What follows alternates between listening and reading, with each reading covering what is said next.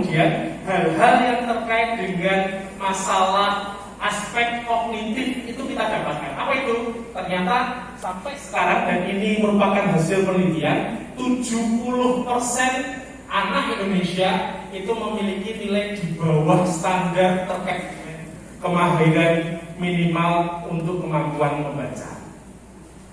Apalagi kelas 1 SD, kelas 2 SD. Siapa Bapak Ibu guru yang guru kelas 1, kelas 2? Ibu Nun Sewu bisa bersama saya di sini, Bu.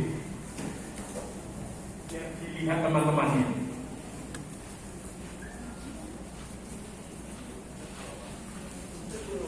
Jujur ya, jujur sambal.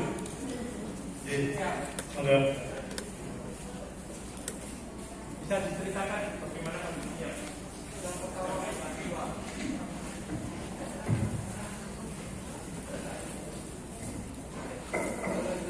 Bu Asmo.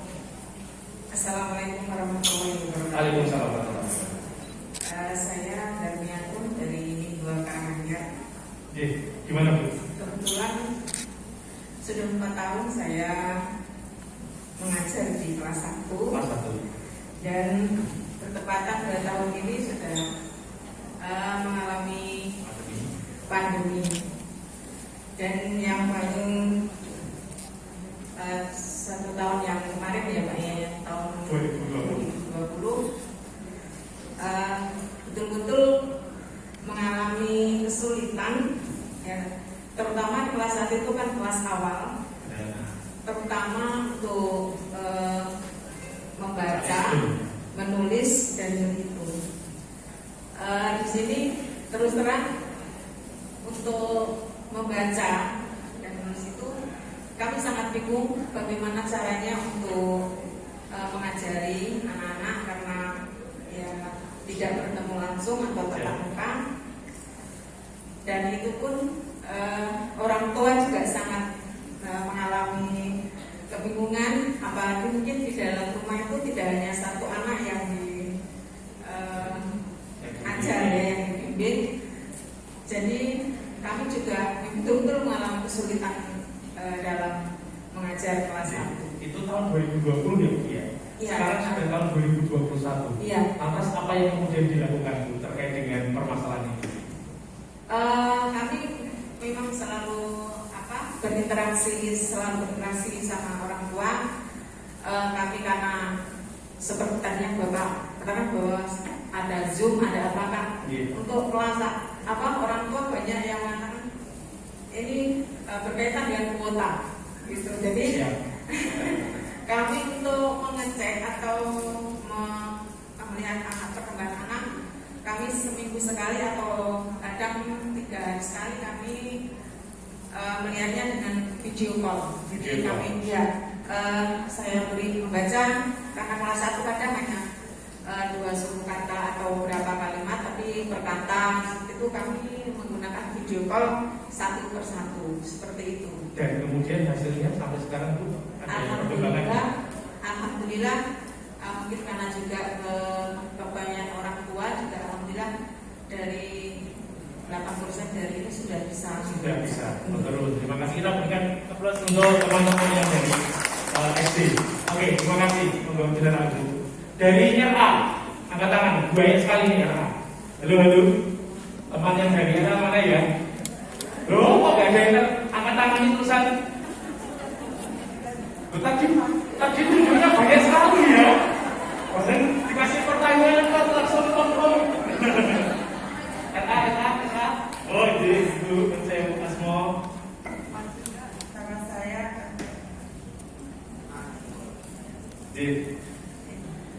Zahra Muslimah. Bu Muslimah. Saya di Apa yang terjadi Bu selama 2 tahun ini Bu? Apa yang Ibu rasakan dan kemudian apa yang sudah dilakukan? Monggo diceritakan Bu. luar biasa Pak.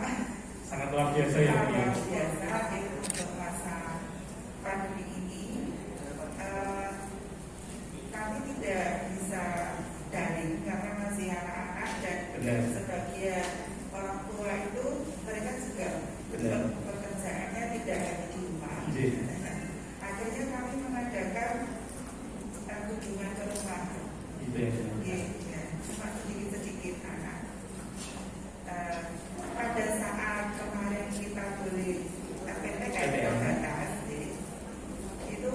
ya kaget sekali karena anak-anak itu yang target sebelumnya itu sudah seharusnya tercapai, dan itu kita harus mulai dari benar-benar dari awal, dari bawah. Itu yang menjadi keprihatinan kami dari guru-guru kita. Terima kasih Ibu Muslimah, kita berikan aplaus untuk Ibu Muslimah. Bapak Ibu sekalian, ternyata masalahnya sama di level RA, di level MI sama, MTS lumayan gitu ya. Karena sudah pinter bekerja sama, bisa tahu, diberitahu itu sudah tahu. Di wilayah MA saya yakin jauh lebih oke lah. Yang menjadi masalah memang di level RA dan MI. Apalagi kemudian mereka butuh support, di mana mereka harus benar-benar dipaksa untuk bisa calistung, membaca, menulis, menghitung. Saya yakin guru-guru kelas 1 MI itu Masya Allah, gue kepingin jerit itu bisa, jeritnya panjang sekali Pak Bu, gak berhenti jeritnya. Tapi ya alhamdulillah Pak Jenengan bisa benar-benar nyaman sampai sekarang, meskipun di dalam hatinya gak nyaman, dan benar-benar bisa sekedar melakukan apa yang harusnya dilakukan sebagai kewajiban pendidik di level MI sudah Pak Jenengan lakukan. Nah, 70% Bu memang karena memang kondisi seperti inilah standar tingkat kemahiran minimal untuk kemampuan membaca itu benar-benar sangat hilang. Dan kemudian ini dia Bu yang kita khawatirkan bersama. Oke deh, masalah kognitif nanti akan bisa kita atasi dengan baik, misalnya dengan pemberian tambahan pembelajaran, dengan kunjungan ke rumah, dengan melakukan beberapa aplikasi LMS yang kemudian bisa dilakukan di dalam sebuah sistem IT. Tetapi Bu, Pak, yang menjadi masalah sekarang adalah dari sisi afektif, dan itu susah untuk dirubah. Kalau seandainya kondisinya masih tetap seperti ini, dan kemudian panjenengan tidak melakukan sebuah kreativitas untuk membuat suasana pembelajaran itu jauh lebih efektif. Karena Pak, ternyata terkait dengan perkembangan perilaku dan mental serta kesehatan emosional anak dan orang tuanya. Orang tua itu tipenya itu banyak macam-macam. Dan kemudian yang menjadi masalah akhirnya apa? Ada yang namanya student burnout. Bukan hanya kita sebagai pendidik yang burnout, yang susah, yang capek secara mental maupun fisik, tapi ternyata mereka, murid-murid kita, mengalami student burnout. Apa itu? Mereka benar-benar dituntut untuk belajar, tapi mereka tidak mampu untuk benar-benar menyelesaikan masalah mereka dengan sendiri. Ketika ada pertanyaan yang dilontarkan oleh Bapak Ibu guru, apa yang terjadi?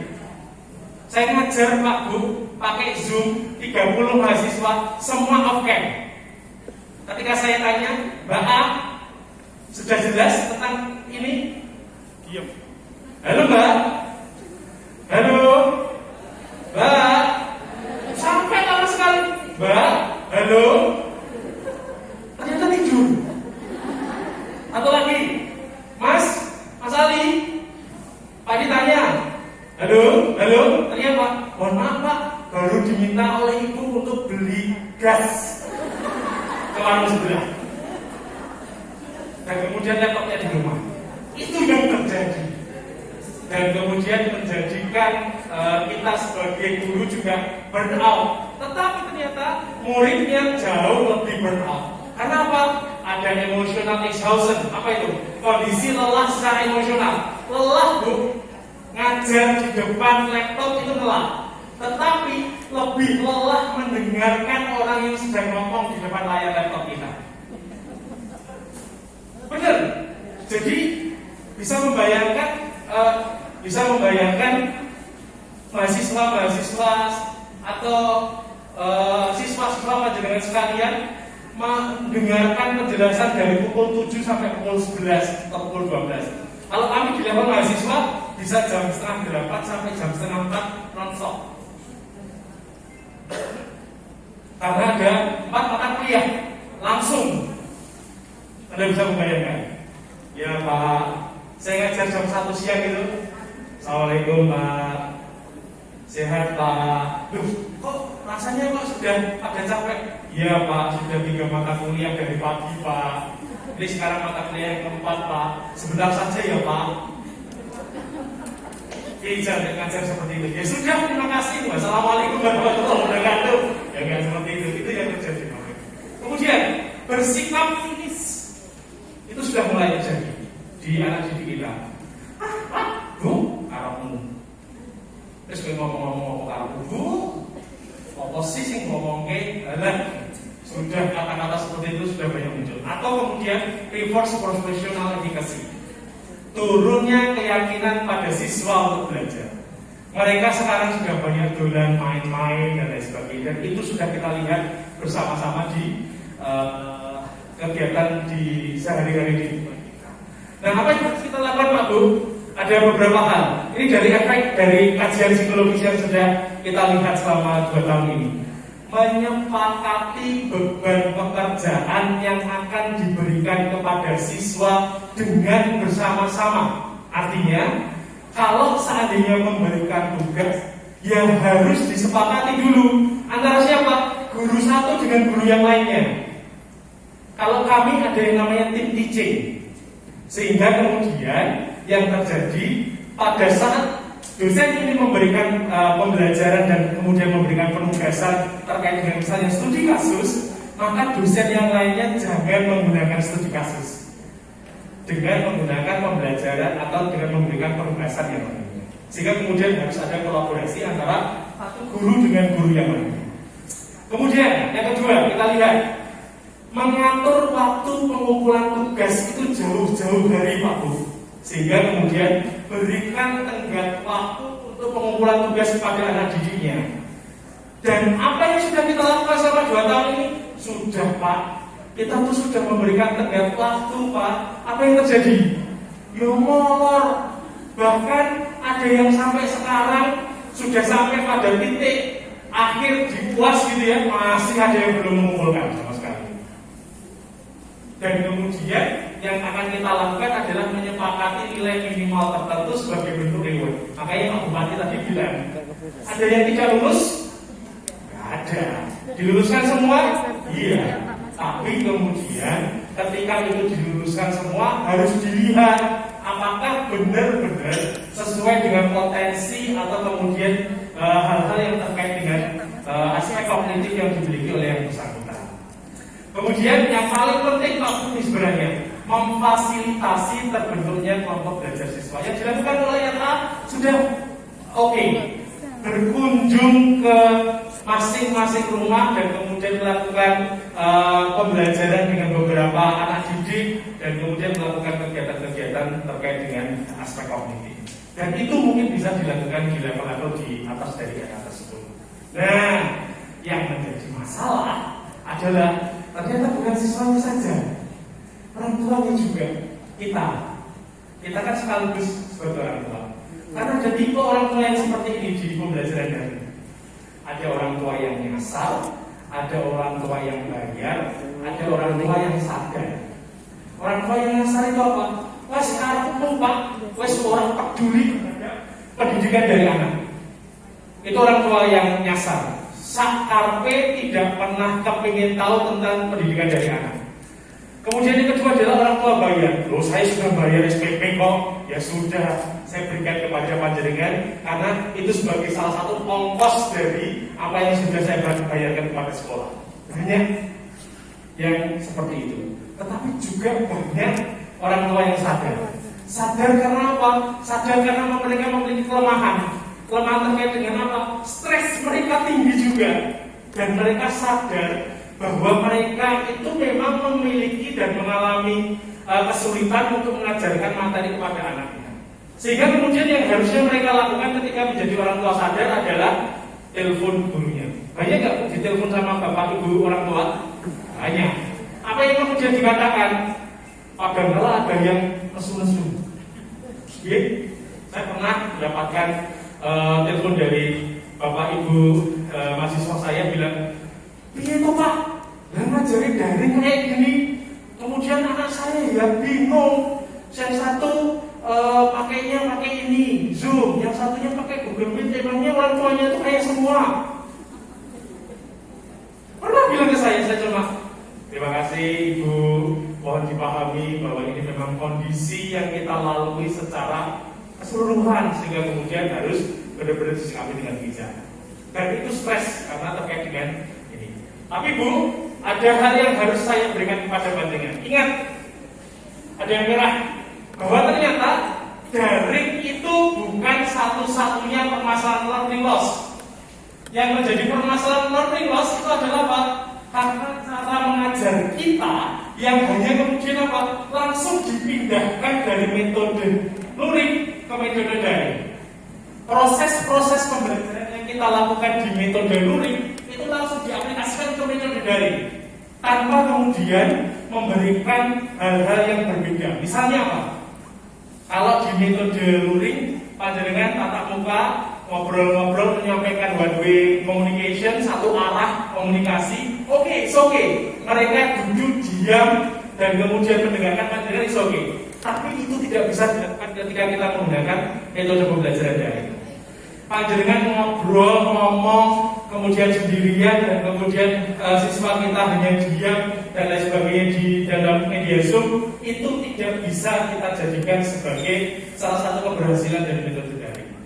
Dan karena memang cara mengajar kita, sehingga kemudian harus disadari bahwa proses-proses pembelajaran daring kita itu harus disesuaikan dengan perkembangan IT.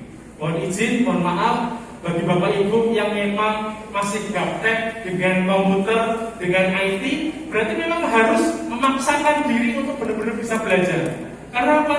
Ya karena proses-proses yang kemudian kita hadapi karena masalah ini, Bapak Ibu sekalian. Jadi di dalam filosofi dalam pemanfaatan teknologi di dunia pendidikan itu harus disepakati bahwa semangat untuk memenuhi janji kemerdekaan dalam mencerdaskan kehidupan bangsa itu harus dilakukan. Tetapi kalau seandainya itu dalam kondisi luring, itu oke, nggak masalah. Tapi yang jadi masalah ini daring, sehingga kemudian harus benar-benar bisa memanfaatkan teknologi dalam pendidikan dengan baik. Kita harus memaksakan diri. Mas yang berada di sebelah saya pakai apa? Pakai HP, putar-putar dan lain sebagainya. Dan saya yakin 2 tahun yang lalu tidak akan menggunakan seperti ini. Atau panjenengan sekarang sudah punya yang namanya YouTube channel. Saya punya terpaksa 2 tahun ini harus menggunakan itu dan akhirnya menjadi terbiasa. Ketika terbiasa menjadi sebuah kebiasaan yang kemudian menjadi karakter yang ya oke lah. Dan itu menjadi sebuah hal yang kemudian direspon positif oleh anak didik kita. Kemudian yang ketiga Bapak Ibu, nah ini yang harus kita sepakati bersama, bahwa negara Indonesia itu adalah negara yang memiliki keberagaman sosioekonomi yang benar-benar sangat luas. Jadi jangan disamaratakan. Jangan disamaratakan terkait dengan kemampuan-kemampuan yang dimiliki oleh kedua orang tua terkait dengan finansial. Kita mungkin alhamdulillah sudah diberikan kuota pemerintah. Ada yang belum diberikan kuota pemerintah? Angkat tangan. Kuota-kuota yang 1 bulan 5 giga atau 10 giga ada? Oh enggak ada ya? Ada yang tidak diberikan? Oh oke. Jadi ternyata di wilayah di bawah perguruan tinggi masih banyak di kami 1 bulan itu sudah 15 giga Pak Bu. Sudah murah-murah. Jadi ya oke deh. Tapi memang harus menjadi sebuah perhatian pemerintah untuk benar-benar bisa mengatasi hal tersebut. Jadi difokuskan kepada kita. Dan kemudian Bapak Ibu terkait dengan lifestyle. Jadi benar-benar HP, gawai, gadget, laptop kita itu memang kita gunakan sebagai salah satu media untuk pembelajaran kepada anak didik kita. Tidak ada cara yang lain lagi. Sehingga kemudian terkait dengan LMS learning yang sistem terkait dengan metode pembelajaran yang oke, gitu ya, manajemen sistem yang oke, itu harus benar-benar ditingkatkan. Oke, ini dari level ayah dan ibu saya saja. Nah, bagaimana guru bisa menghadapi? Salah satunya adalah dengan menggunakan blended learning. Kita bisa menggunakan sistem sinkronus dan asinkronus. panjenengan pasti sudah besok sekali. Sinkronus apa? Berarti dengan langsung berkaitan dengan proses-proses pembelajaran langsung dengan cara proses-proses di PTM maupun di PJJ. Tetapi juga bisa dilakukan dengan proses antara PJJ dengan PTM. Yang kami lakukan di semester ini itu Bu Pak. Jadi di dalam satu kelas ada 30 mahasiswa, 15 mahasiswa berada di ruangan, 15 mahasiswa berada di Zoom. Kemudian di dalam kelas kita ada video conference yang kemudian terhubung dengan Zoom, dan kemudian kita ngobrol-ngobrol di Zoom dan di ruangan. Ya memang kemudian apa? Sarana prasarananya kemudian membengkak dengan banyak sekali. Tapi kalau seandainya sangat minimal sarana prasarannya, paling tidak memberikan kesempatan kepada mereka-mereka untuk benar-benar bisa memahami bahwa kita harus siap dengan blended learning. Kita harus siap dengan PTM dan PJJ yang berarti kemudian kita satukan dengan baik. Dan itu harus dilakukan dengan kondisi pandemi seperti ini. Kemudian proses yang paling penting Pak Bu bukan hasil. Jangan pernah melihat bahwa kondisi-kondisi proses pembelajaran di sebelum pandemi itu kemudian panjenengan bandingkan dengan kondisi yang ada di dalam pandemi. Nggak seimbang. Tapi kemudian yang paling penting adalah proses pembelajaran dengan anak didik.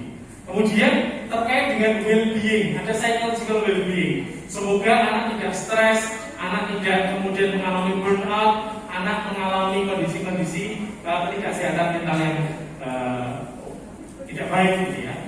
Kemudian berikutnya Bapak Ibu sekalian, menjadikan orang tua itu sebagai partner, sehingga yang bisa kita lakukan adalah mungkin di 1 bulan sekali atau 2 minggu sekali panjenengan bisa memberitahukan kepada para orang tua terkait dengan proses-proses pembelajarannya itu seperti apa, dan kemudian memberikan kesempatan seluas-luasnya dari anak didik untuk dapat mengutarakan keluh kesah. Dan ini yang kita lakukan bersama-sama Bapak Ibu. Bapak Ibu yang kami hormati, salah satu tambahan kajian terkait dengan proses loose learning yang kemudian kita hadapi adalah ini Pak Bu. Mungkin ada dari Bapak Ibu yang sudah virtual tentang masalah resiliensi. Apa sih resiliensi itu? Resiliensi adalah kemampuan untuk beradaptasi dan tetap tangguh di suatu situasi yang sulit. Panjenengan semuanya sudah resilient. Panjenengan semua yang berada di dalam ruangan ini itu sudah sangat tangguh sekali. Sangat tangguh sekali. Saya benar-benar sangat hormat kepada ibu-ibu RA, kepada ibu-ibu MI, MTS, MA yang benar-benar bisa sadar dan kemudian kuat sampai sekarang. Karena apa? Tangguh di masa yang sulit itu susah. Tapi bagaimana caranya membuat murid-murid kita itu sudah bisa seperti itu, sudah seperti apa yang dilakukan oleh Bapak Ibu sekalian. Makanya kemudian harus ada ini. Piye caranya ngontrol bukan stres tapi jadi strong. Piye caranya mengatur emosi itu dengan baik, terutama pada anak yang beranjak dari remaja ke dewasa atau anak-anak remaja itu benar-benar sangat rentan terhadap stres, sehingga kemudian harus benar-benar bisa mengatur emosi dengan baik. Mengatur emosi itu tahu apa? Tahu bahwa marah itu seperti apa, tahu nangis itu seperti apa, tahu bergembira itu seperti apa, tertawa itu seperti apa, dan hal-hal yang terkait dengan emosi itu seperti apa. Bisa menempatkan diri ke dalam sebuah tempat yang sesuai dengan emosi itu sendiri. Kalau nangis berarti sedih. Kalau marah ya berarti harus tahu bahwa ketika marah akan ada hal-hal yang kemudian akan menjadi akibat terkait dengan marah tersebut. Jantung berdebar-debar, keringat dingin keluar, dan lain sebagainya. Kemudian berikutnya adalah bagaimana kita bisa membuat anak didik kita itu bisa mengendalikan diri itu dengan baik. Pengendalian terhadap proses-proses mental yang terjadi ketika proses pembelajaran proses pembelajaran daring ini bisa kemudian dikuatkan oleh kita sebagai pendidik. Caranya bagaimana? yang memberikan kesempatan mereka untuk keluh kesahnya itu ditanggapi. Atau kalau seandainya mereka memiliki masalah, bagaimana kita bisa memberikan kesempatan kepada mereka untuk memberikan menganalisis masalah itu dengan baik. Katanya susah melakukan ya Pak, iya, enak ngomong iya, tetapi kemudian ya itu yang bisa kita lakukan. Karena apa? Misalnya empati, bagaimana kita bisa merasakan apa yang dirasakan oleh orang lain, atau kemudian melakukan edukasi diri, bagaimana seseorang itu bisa percaya diri dengan baik, atau kemudian dia bisa keluar dari masalah. Itu merupakan salah satu solusi terhadap pembelajaran daring. Kalau enggak, kalau hanya dengan memindahkan cara belajar saja dari luring ke daring, seperti sebagaimana panjenengan sekalian melakukan pembelajaran di luring, ya sama saja bohong. Tidak akan ada peningkatan terkait dengan kompetensi kognitif dan juga kompetensi afektif yang dimiliki oleh siswa kita. Nah, beberapa program sudah dilakukan. Salah satunya ini Pak Bu, namanya program mantep. Apa itu? Mapping, assessing, analyzing, touching, extending, sama collaborating. Ini yang bisa kita lakukan sebagai pendidik di era pandemi. Mapping itu apa Pak Bu? Mapping itu ini, memetakan potensi apa yang mengganggu dan membantu. Yang mengganggu misalnya apa? Ternyata masalah sinyal, ternyata masalah kuota, ternyata masalah teknologi IT. Maka kemudian bagaimana sekolah, bagaimana manajemen sekolah, bagaimana kepala sekolah, bagaimana pendidik bisa memapping kondisi-kondisi seperti ini. Dilihat apa-apa yang menjadi pengganggu dan apa-apa yang membantu dalam proses pendidikan. Kemudian assessing, mendampingi Pak Bu. Apa itu? Membuat rencana tindak lanjut pada instrumen yang dibutuhkan untuk mengatasi anak dalam kondisi keterlambatan dalam proses memahami materi. Dan saya yakin di 2021 ini panjenengan sudah melakukan.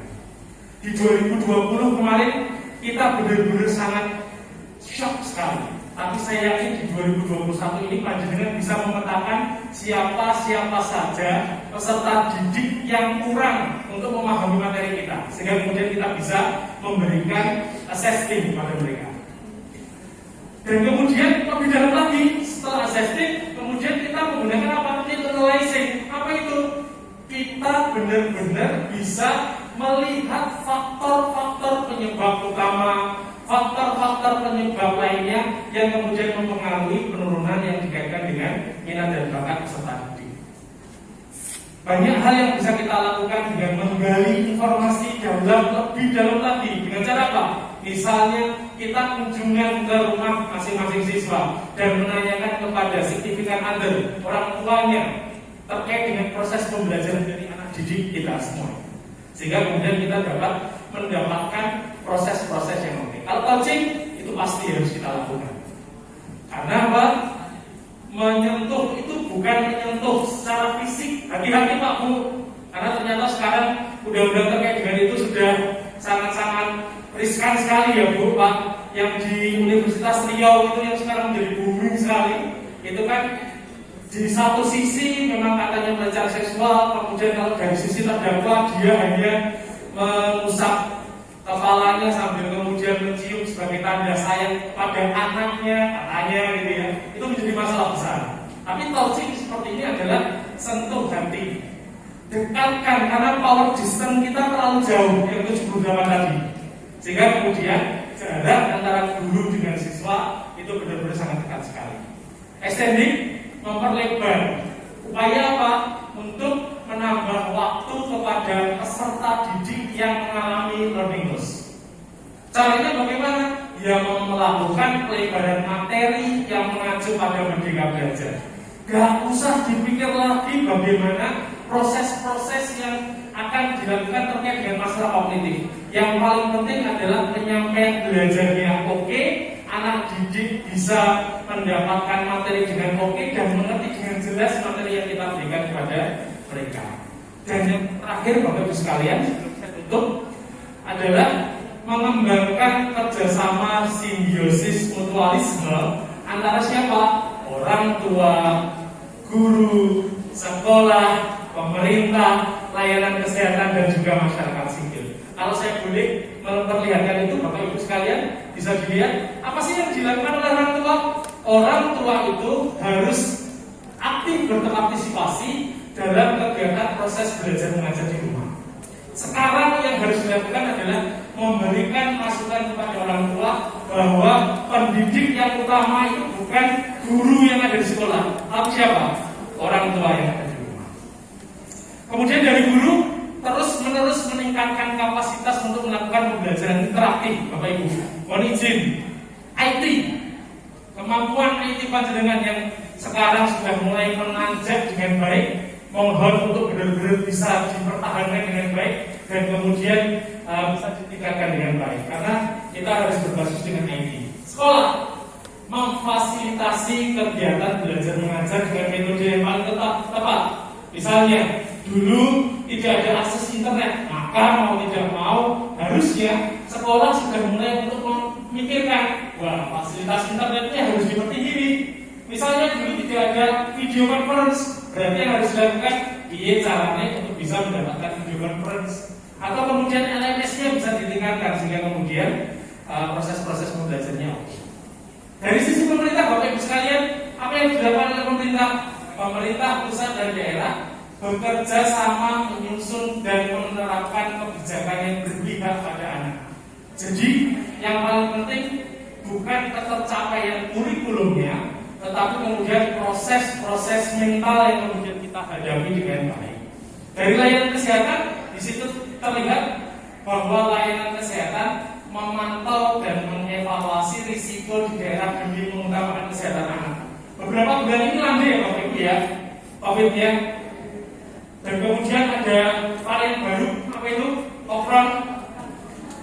Omicron ya. Omicron katanya membahayakan, tapi ternyata setelah diteliti tidak terlalu membahayakan juga, hanya dari WHO. Kita lihat saja perkembangannya. Tapi kemudian kalau dilihat di dinas kesehatan, proses pertumbuhan yang kena COVID kelihatannya sudah mulai menurun atau naik, Bu? Sudah menurun ya, alhamdulillah. Hati-hati bahwa kadang-kala kita merasa lemah dengan kondisi seperti ini, sehingga kemudian masker, menjaga jarak, menjauhi kerumunan, mencuci tangan dengan sabun, dan kemudian tidak banyak melakukan aktivitas di luar ruangan, itu harus tetap menjadi protokol kesehatan kita.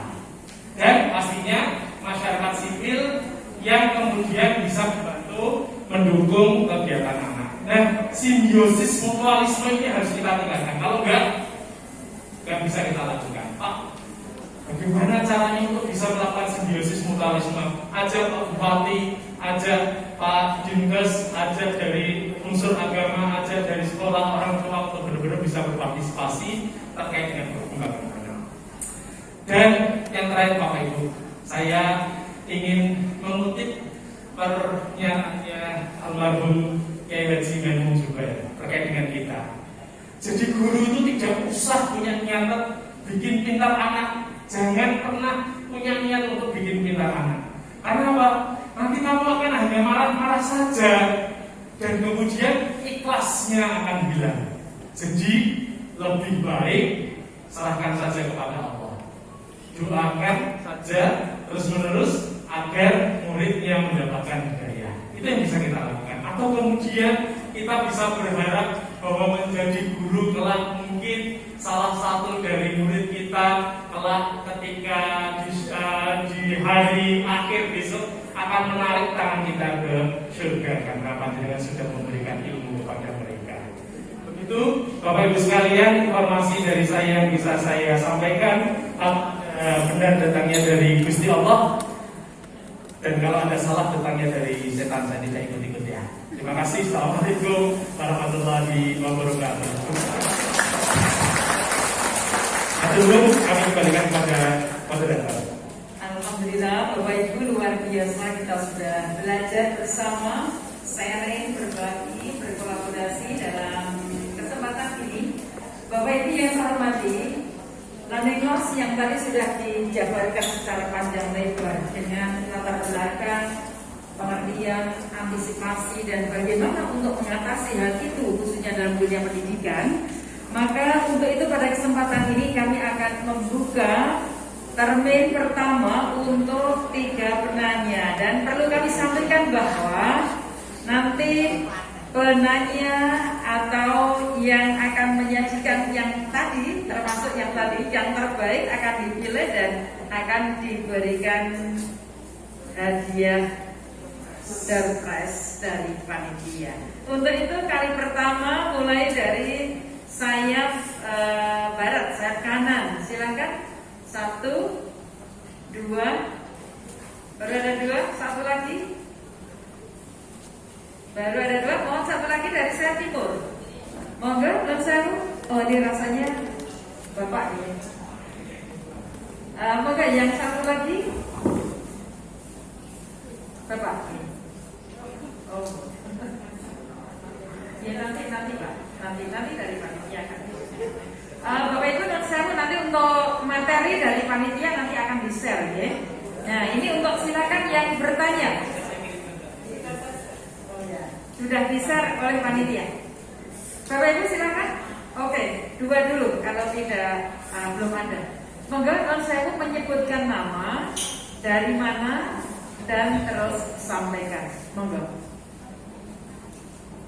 Non Sewu monggo cuma itu. Bismillahirrahmanirrahim. Assalamualaikum warahmatullahi wabarakatuh. Perkenalkan, saya Lain Solihah dari RA Al-Hidayah Masjid Agung Karanganyar. Ingin menyampaikan yang menjadi ganjalan pada diri saya, mungkin juga pada rekan-rekan guru, utamanya Robotul Atfal ya Bapak. Tadi Bapak menyampaikan untuk pengalaman teman Bapak yang dari Jepang tadi, bahwa pendidikan moral itu lebih ditekankan di sana. Nah, bagaimana ini kalau di Indonesia ini sudah kebajutan ya. Sudah terlanjur nyaman dengan model pembelajaran dan ramuan-ramuan kurikulum yang seperti itu gitu ya. Jadi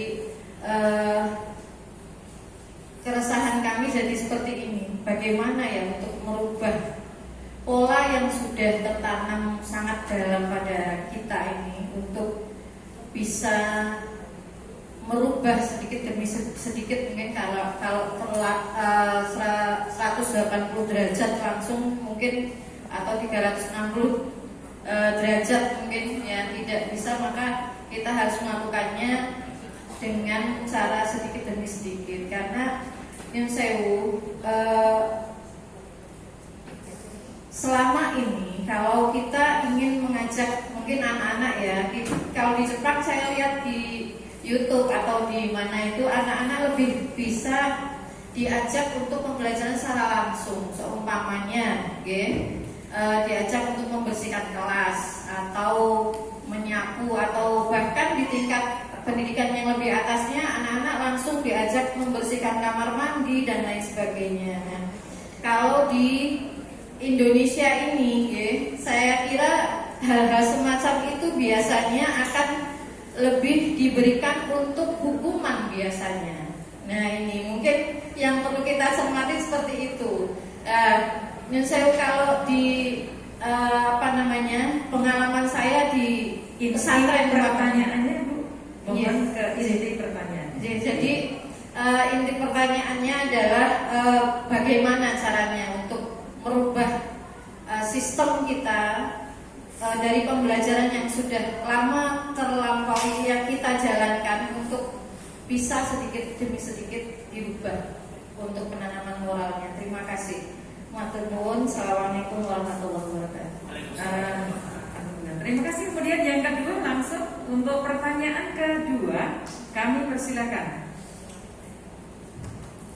Assalamualaikum warahmatullahi wabarakatuh. Kami atas nama Guru MI kelas 1 mau menanyakan Ibu siapa? Ibu Sri Sukamti. Mau menanyakan metode membaca yang tepat untuk kelas 1 di masa semi pandemi ini ya, karena belum masuk total. Mungkin itu aja. Terima kasih. Ibu Sri Sukamti dari RA Dari MI Sudirman Surabaya. MT Sudirman. Pertanyaan ketiga, monggo. Assalamualaikum warahmatullahi wabarakatuh. Perkenalkan, kami Fadilah Dewi dari MTSN 4 Karanganyar. Mohon maaf kepada ibu moderator, mungkin nanti kami tidak pada taraf bertanya, tetapi saya mohon izin kepada Bapak Pemateri juga ada beberapa hal yang ingin kami sampaikan, mengapresiasi dengan apa yang sudah dengan sampaikan pada hari ini. Yang pertama, kondisi pandemi di Indonesia bahkan dunia dengan kondisi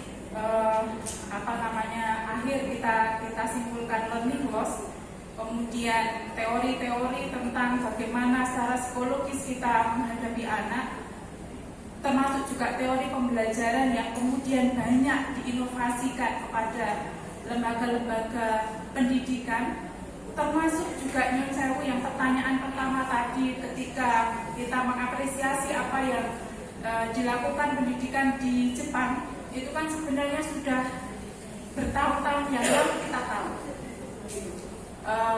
Ada hal yang kemudian menjadi sebuah kesimpulan yang kami ambil bahwa Indonesia ini rumit. Rumit kenapa? Karena banyak teori psikologi yang seperti hari ini kita bahas. Ada teori pendidikan dengan segala regulasi, dengan segala administrasi yang harus kita penuhi, dan ketika itu digabung itu nggak nyambung, tidak saling mendukung.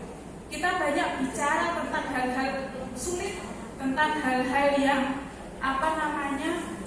buat saya, mungkin saya yang kurang bisa menangkap. Misalkan teori mantap tadi yang disampaikan, itu akan lebih mengena ketika itu kita mau bicara di mana? Di MTS tempat saya. Yang harus dilakukan apa realnya? Bukan secara teori, harus melakukan kolaborasi, harus melakukan kolaborasi bentuk EPA di masing-masing tempat akan berbeda. Maka di sini kemudian ada satu hal yang kami harapkan, mungkin terobosan yang bisa dilakukan dari para pakar psikologi, bahwa berbicara dengan pendidikan, berbicara dengan mendidik anak, dengan manusia, maka kita perlu sebuah sinkronisasi dengan dunia pendidikan. Kalau di sini kita masih tuntut dengan sekian banyak capaian kurikulum, standar penilaian, administrasi yang bertumpuk-tumpuk, kemudian kita mau meniru Jepang dari segi pembiasaan, itu kan kehilangan waktu. Kenapa Ibu yang pertama tadi menyampaikan bahwa di Jepang bisa pembiasaan itu dilakukan sebagai pembelajaran, tapi kita sebagai hukuman. Karena sebenarnya kita tuh juga pengen dengan dalih pembiasaan juga, gitu. Tetapi ada interpretasi yang berbeda, begitu. Mungkin sekian sehingga ada hal yang kadang-kadang ketika kita berharap untuk mendapatkan sesuatu solusi dalam pendidikan, kita menjadi gini wae. Secara teori sudah sering kita dapat. Begitu. Assalamualaikum warahmatullahi wabarakatuh.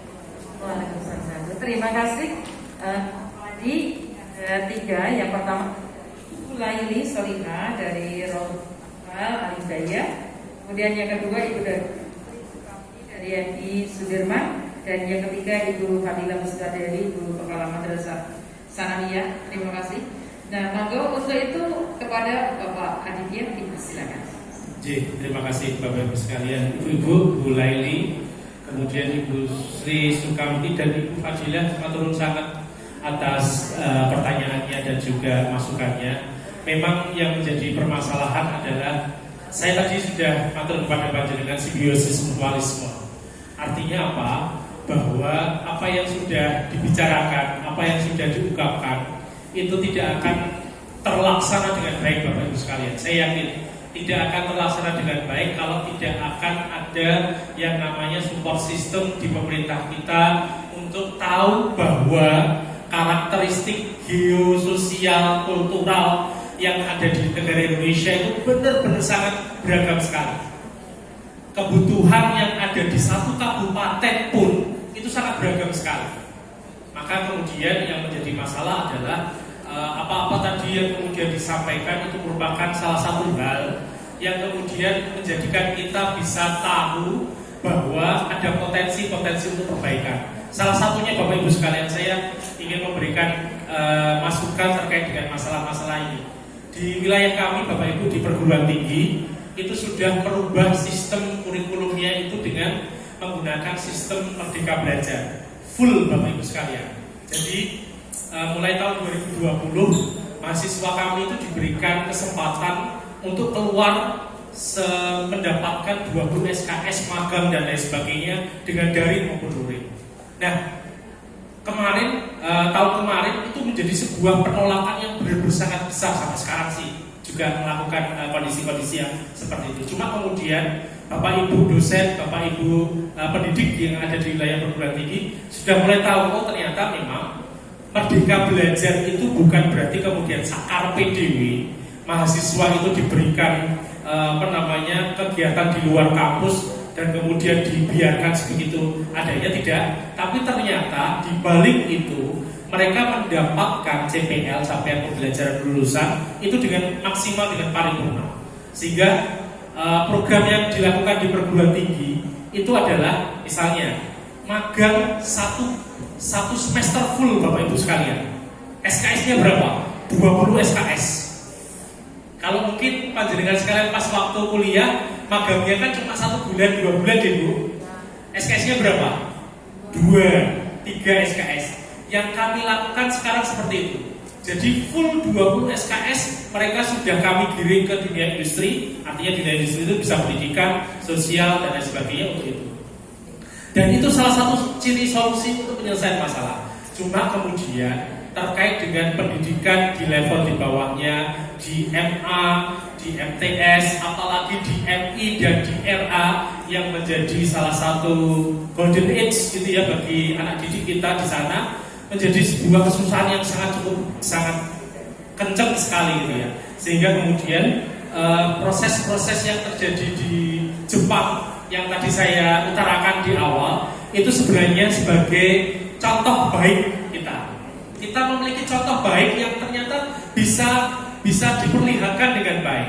Tetapi kemudian ketika contoh baik itu belum bisa kita terapkan dengan full di dunia pendidikan kita, ada yang bisa kita lakukan adalah menerapkan contoh-contoh itu dengan menyesuaikan kondisi yang ada di lapangan. Misalnya proses-proses yang dilakukan di negara Jepang terkait dengan misalnya meletakkan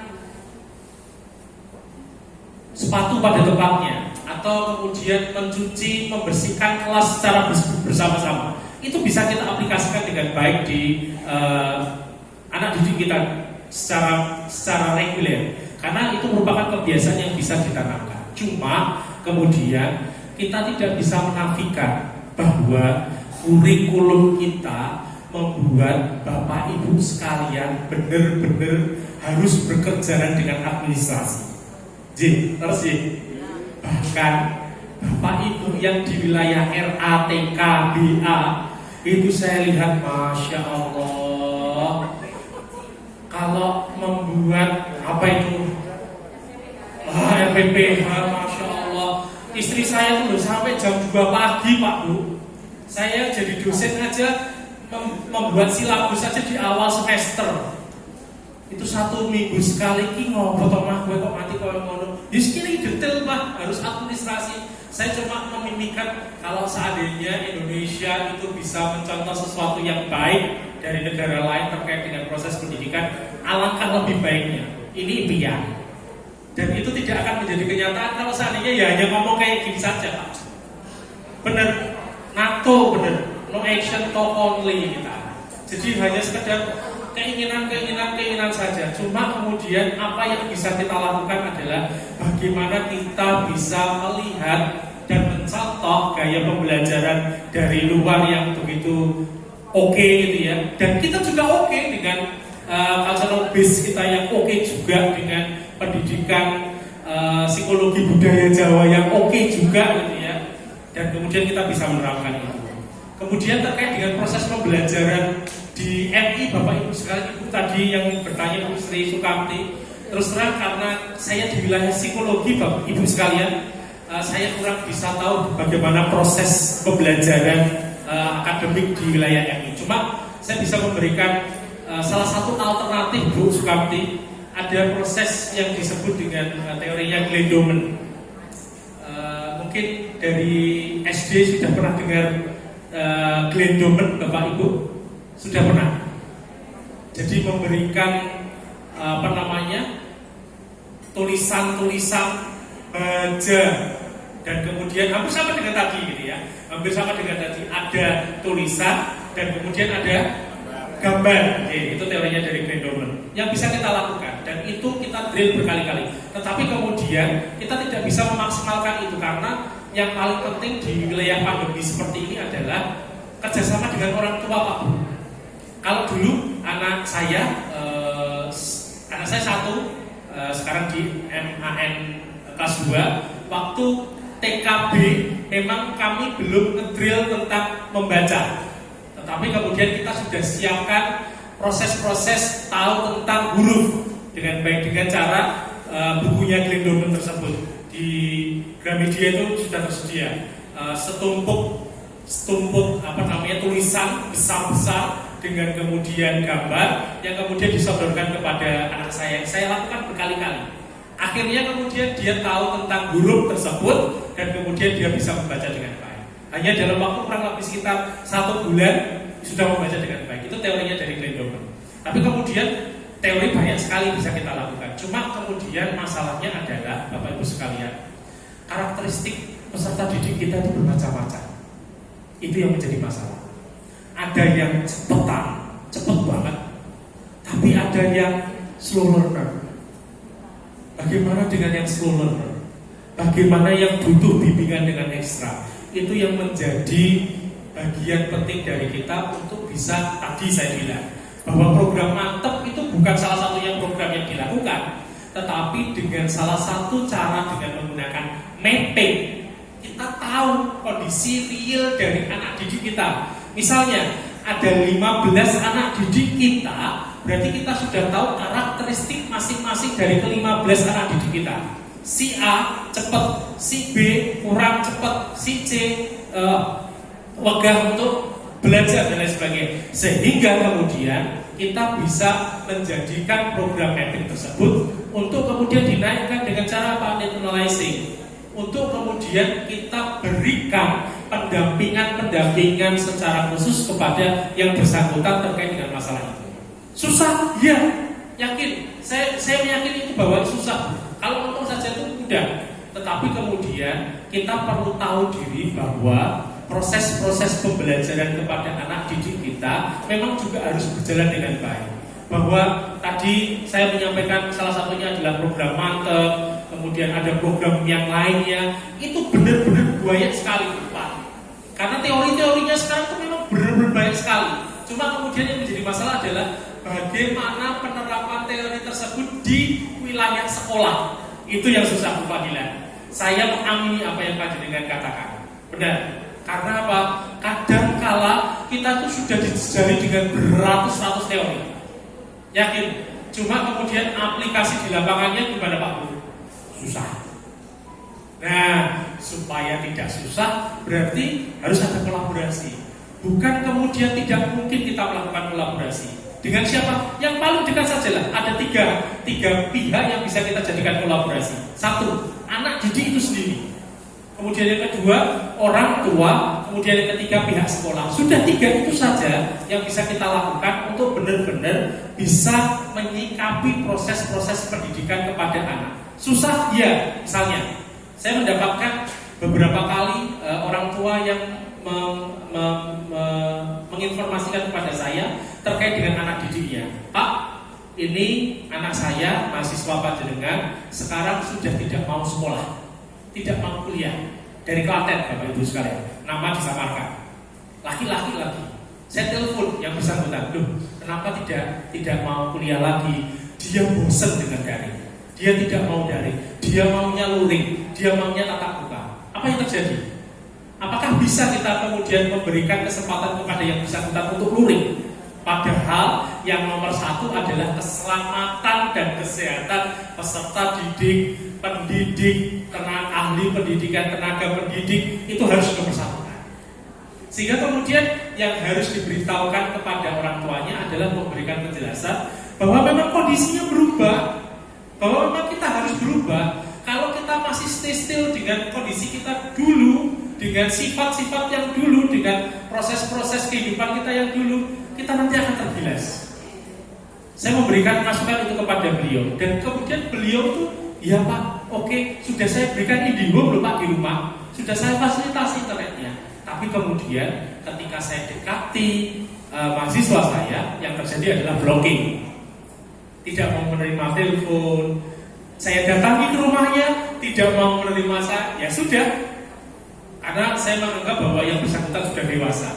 Apalagi kemudian Bapak Ibu yang anak didiknya masih anak-anak, yang masih kecil gitu. Berarti ada proses-proses yang harus benar-benar dilakukan untuk bisa menjamin bahwa kesinambungan antara ketiga pihak ini, orang tua, anak didik, dan sekolah itu bisa bersimbiosis mutualisme dengan baik. Begitu Bapak Ibu sekalian dari 3 penanya jawaban dari saya. Terima kasih sekali, dan ini merupakan salah satu hal keprihatinan kita bersama di Bapak Ibu. Saya berdiri di sini itu benar-benar sangat sungkan sebenarnya, karena saya yakin panjenengan, saya, kita semuanya yang ada di sini merasakan hal yang sama. Sudah banyak dijejali dengan teori-teori pendidikan yang banyak sekali. Cuma kemudian yang menjadi masalah aplikasinya Pak, aplikasinya Bu, tidak sesuai dengan apa yang menjadi keinginan dari kita semua. Dari keinginan dari pemerintah juga seperti itu. Harus PTM dulu, harus PJJ gitu ya. Sekarang biar tidak learning loss berarti harus PTM. Padahal kemudian proses-proses yang dilakukan terkait dengan kurikulum juga seperti itu. Dulu bilang yang penting proses tidak hasil, tapi sekarang kemudian harus kurikulumnya harus nah ini yang menjadi masalah. Sama Bu Pak, di wilayah pendidikan tinggi juga seperti itu. Cuma kita hanya bisa berdoa saja bahwa yang pertama pandemi segera berlalu. Kemudian yang kedua kita diberikan kesehatan untuk bisa menghadapi ini semua. Dan yang paling penting adalah kita bisa berkontribusi maksimal bagaimanapun caranya kita melakukan kontribusi itu di masa-masa pandemi. Matur nuwun. Terima kasih Bapak Ibu yang saya hormati. Untuk berikutnya kita masih ada waktu sekitar 10 menit.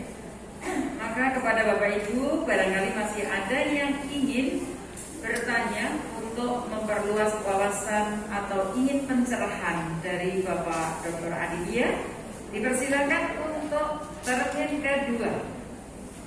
Silakan.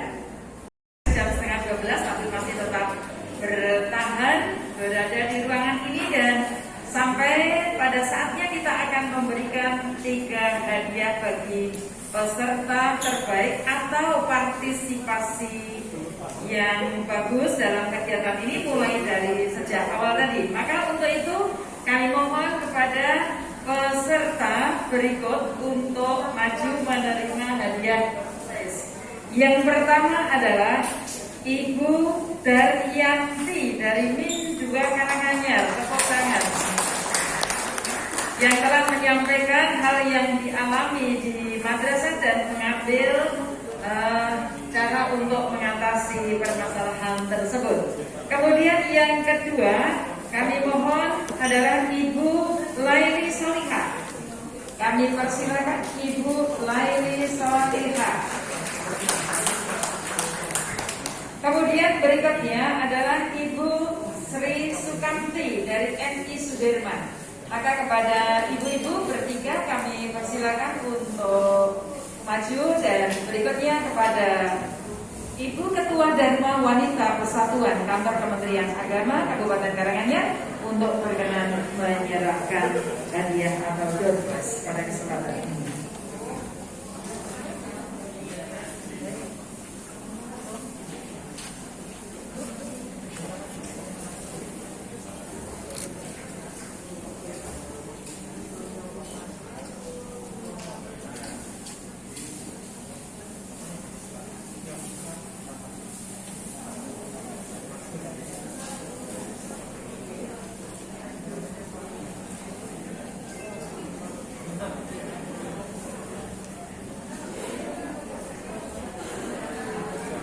Terima kasih, semoga doa yang diberikan oleh Ibu Ketua Dharma Wanita bisa bermanfaat untuk ibu-ibu dalam melaksanakan kegiatan Dharma Wanita di unit masing-masing.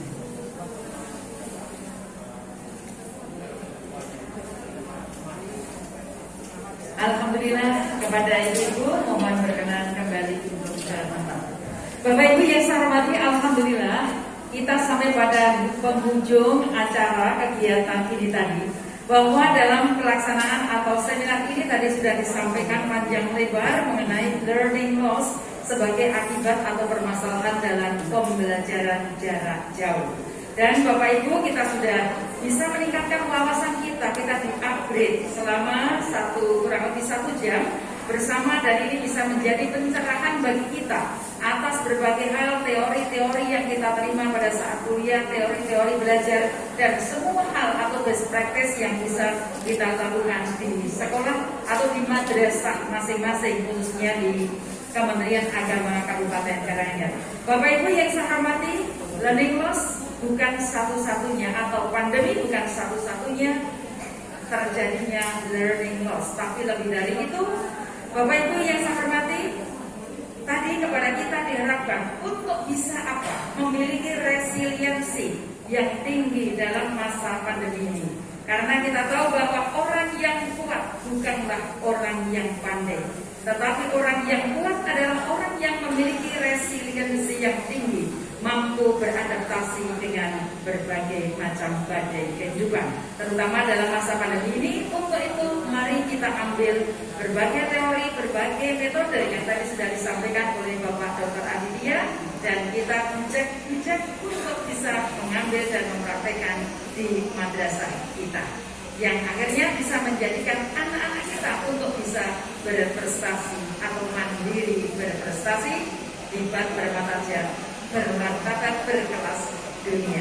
Demikian yang bisa kami sampaikan, dan tepuk tangan atau aplaus untuk Bapak Dr. Aditya. Bapak Ibu, terima kasih. Saya sebagai moderator Banjar Utami, apabila ada kekurangan, kesalahan, mohon maaf yang sebesar-besarnya. Dan sesi seminar kali ini kita akhiri dengan membaca hamdalah. Alhamdulillahirrahmanirrahim. Kami serahkan kepada pembawa acara.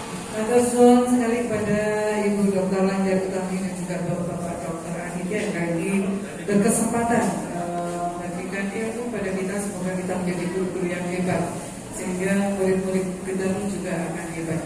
Bapak Ibu yang kami hormati, berikut penyerahan fundal dan juga sertifikat kepada kami hormati Bapak Dr. Aditya, namanya panjang sekali, Dr. Aditya Nanda Priyatama, sarjana psikologi dan magister sains. Yang kami hormati Bapak Dr. Aditya untuk menempatkan diri. Berkenan Ibu Ketua Dharma Wanita Persatuan Ibu Sri Suyanti Wiharso dan Bapak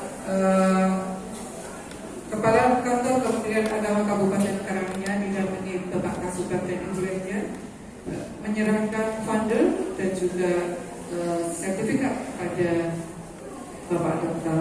Aditya.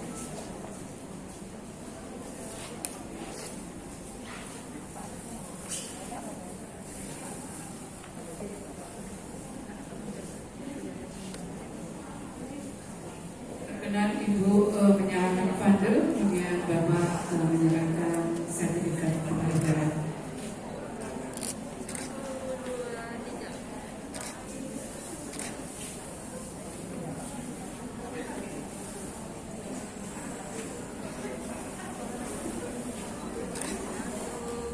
Setelah kegiatan ini, mohon sesi foto bersama.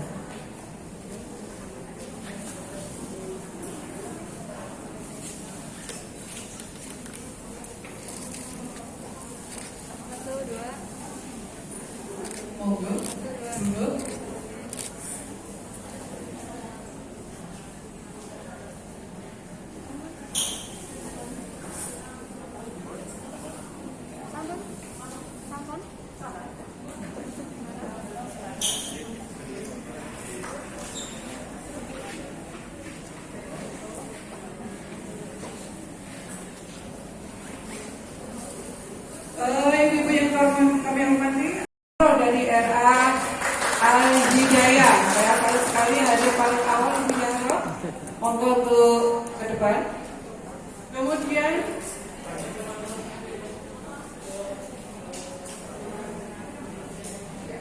Pendaftar paling awal, pendaftar nomor 1, oke, Ibu Nurul Klawati, sarjana pendidikan. Kamu langsung maju aja.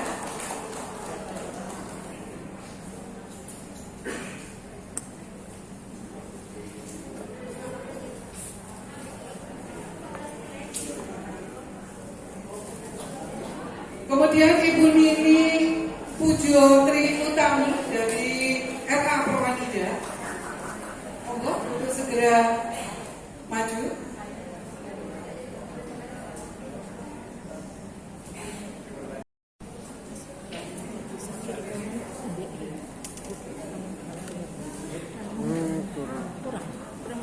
Ya, ini hadiah kenang-kenangan saja. Mudah-mudahan nanti bisa mengingat bahwa ternyata kita mempunyai Dharma Wanita Persatuan Kantor Kementerian Agama yang harus kita jujur, yang harus kita backup untuk segala kegiatan.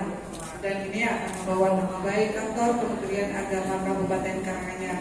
Terima kasih atas partisipasinya. Tadi dikatakan oleh Bapak Sujarno bahwa acara seminar ini pertama kali digelar pada Dharma Wanita Kantor Kementerian Agama Kabupaten Karanganyar.